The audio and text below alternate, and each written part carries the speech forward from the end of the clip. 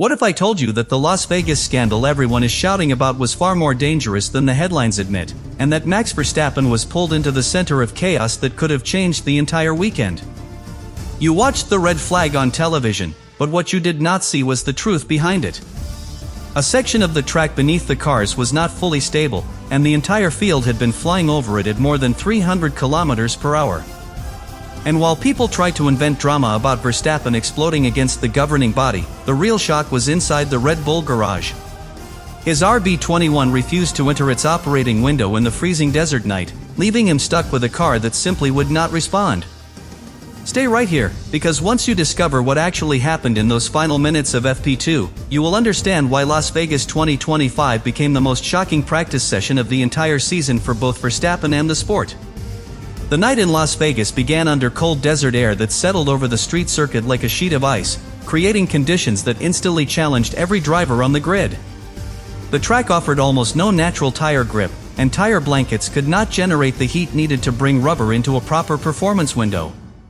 Verstappen rolled out knowing that FP2 would be defined by survival rather than outright speed, but even he did not anticipate how quickly the session would unravel. The first laps already revealed a car that felt nervous, light, and reluctant to rotate, signaling that the RB21 was beginning another long night inside the same frustrating pattern that had defined its entire season. As the session progressed, grip levels shifted unpredictably. Drivers struggled to keep tire temperature from collapsing during the long straights, and every braking zone felt like a test of courage rather than a controlled entry. Verstappen reported through the radio that the car refused to bite on turn-in, a classic symptom of a machine that had fallen outside the narrow operating window that Red Bull engineers had been warning about for months. The cold atmosphere of Las Vegas punished the car's weaknesses, and the telemetry confirmed violent swings in tire energy that prevented Verstappen from building rhythm on any part of the lap. Then came the first red flag, a moment that changed the entire atmosphere of the night. What looked like a routine halt was triggered by concerns over a manhole cover at high speed, the very same type of structural flaw that had caused a disastrous incident in Las Vegas 2 seasons earlier. The governing body conducted a rapid inspection and declared the track safe, but the brief nature of the check left engineers uneasy. Conditions were cold, the cars were aggressively bottoming out, and the load generated by ground effect aerodynamics was immense. A static evaluation rarely captures the forces delivered by a modern Formula One car, and that discrepancy created a quiet tension inside the garages the moment the session resumed. With only a few minutes left, drivers rushed back out to salvage whatever performance data they could. Verstappen attempted another push sequence, but the RB21 again failed to build tire temperature across the lap. The car oscillated between understeer and oversteer, a sign that the cold asphalt was stripping away front-end confidence before the tires could gain any energy. Each corner produced different feedback, leaving Verstappen with no foundation to evaluate the changes Red Bull had attempted. The session was quickly slipping away from him, and the team knew they were running out of time to collect meaningful data. That is when the second red flag arrived, and the mood inside the paddock shifted instantly. Personnel station near the previously inspected manhole had witnessed the structure moving under the cars that had just passed at high speed.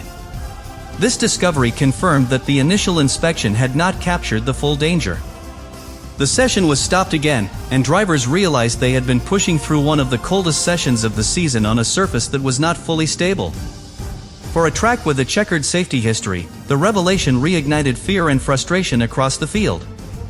The governing body had declared the area safe minutes earlier, yet the problem resurfaced under real load. For Verstappen, the ending of FP2 felt like a complete loss of opportunity. He finished the night without a single clean push lap, without tire data, without aerodynamic correlation, and without clarity on how the RB21 would behave in even colder qualifying conditions. His ninth place did not reflect pace. It reflected the reality of a session where conditions, interruptions, and structural concerns combined to dismantle every plan the team had prepared. The scandal of Las Vegas was not an emotional explosion. It was the collapse of a session that Verstappen desperately needed to stabilize his fight for the final races of the season.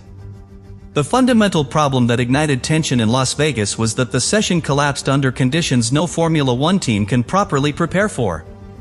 FP2 was supposed to be the moment where every team collected the critical data needed for qualifying, yet instead it became a night defined by uncertainty, structural risk, and a car that refused to cooperate.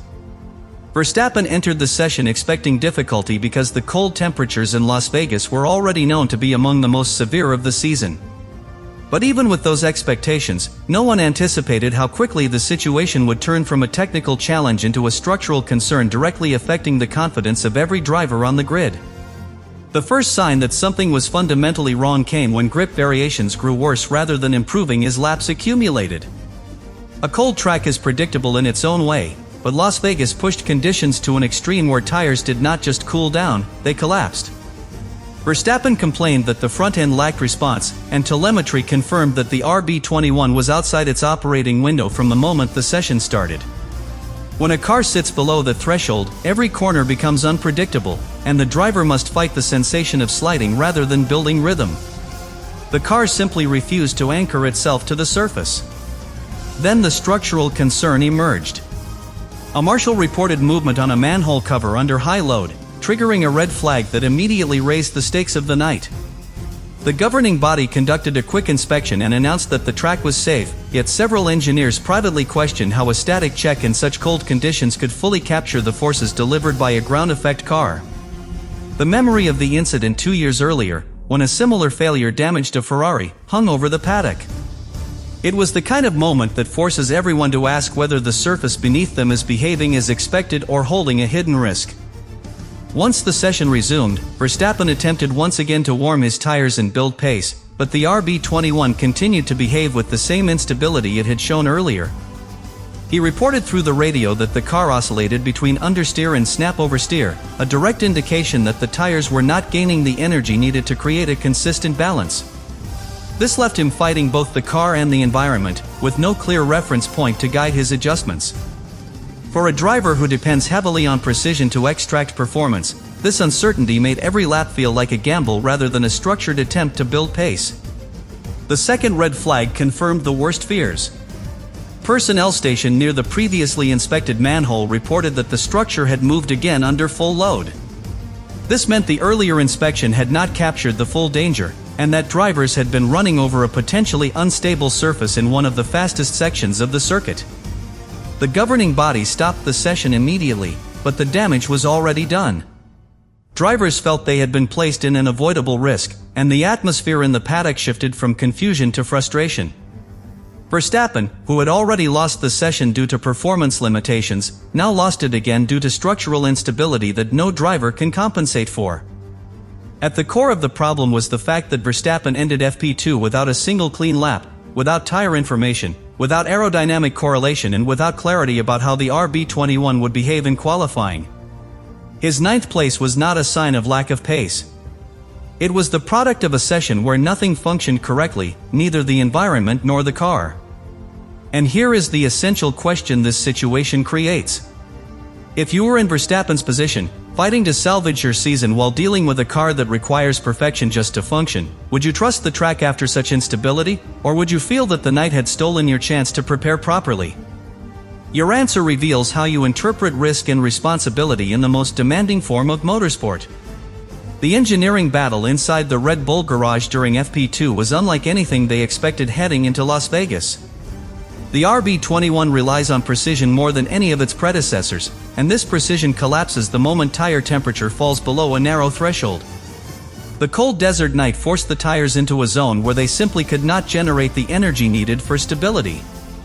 Verstappen reported immediately that the front end lacked authority, and telemetry showed the tires dipping far below optimal levels on every straight. Without the tire temperature to anchor the car, the RB21 behaved like a machine with shifting foundations, never giving Verstappen a consistent signal of grip. Red Bull engineers attempted to rescue the situation by adjusting differential locking and brake migration, hoping to inject heat through braking forces and torque balance. But the cold surface absorbed that heat faster than the car could produce it. Verstappen felt this failure every time he turned into the medium speed corners, because the front tires never stabilized, leaving him with a steering response that changed lap after lap. In engineering terms, this prevented the team from constructing a reliable baseline. For a car that must exist inside a narrow operating window, the loss of that baseline transformed routine setup work into guesswork. When the first red flag arrived due to concerns with the manhole cover, the technical challenge multiplied. Tires that were already struggling to reach temperature dropped even further during the pause. The RB21 requires several laps to awaken its aerodynamic platform, but the enforced slow rolling during the red flag destroyed all progress Verstappen had made. Once the session resumed, the tires were effectively starting from zero. This created a loop of cold rubber, unstable balance and inconsistent feedback that prevented the engineers from determining which of the car's reactions were real and which were artifacts of the environment. The second red flag delivered the final blow to Red Bull's engineering plan.